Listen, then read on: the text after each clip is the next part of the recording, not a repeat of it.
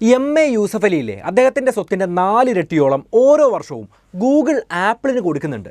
2022 apple കമ്പനിയുടെ ആകെ profit $100 billion അടുത്തായിരുന്നു. അതിൽ 20 ബില്യണും കൊടുത്തത് ഗൂഗിളായിരുന്നു.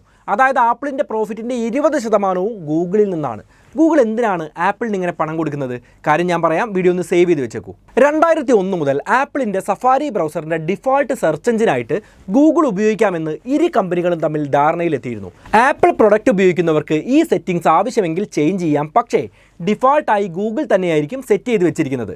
ആദ്യമൊക്കെ സൗജന്യമായിട്ടായിരുന്നു ആപ്പിൾ ഇത് ചെയ്തിരുന്നത്. പിന്നീട് സെർച്ച് അഡ്വർടൈസിംഗിൽ വരുന്ന വരുമാനം പരസ്പരം ഷെയർ ചെയ്യാമെന്ന വ്യവസ്ഥയിൽ ഇരു കമ്പനികളും എത്തിച്ചേർന്നു. ഇവിടെ നമ്മൾ നോക്കിയാൽ ആപ്പിളിന് സ്വന്തമായിട്ട് സെർച്ച് എഞ്ചിൻ ഉണ്ടാക്കേണ്ട യാതൊരു ചെലവും വരുന്നില്ല. $1 പോലും ചെലവഴിക്കാതെ കിട്ടുന്ന ലാഭമാണ് ഈ $20 ബില്യൺ. ഇനി ഗൂഗിളിൻ്റെ കാര്യമെടുത്താൽ, ഗൂഗിൾ ഈ ഒരു കരാറിൽ ഏർപ്പെട്ടിട്ടില്ലായിരുന്നുവെങ്കിൽ ആപ്പിൾ സ്വന്തമായിട്ട് ഒരു സെർച്ച് എഞ്ചിൻ നിർമ്മിച്ചെടുത്തേനെ.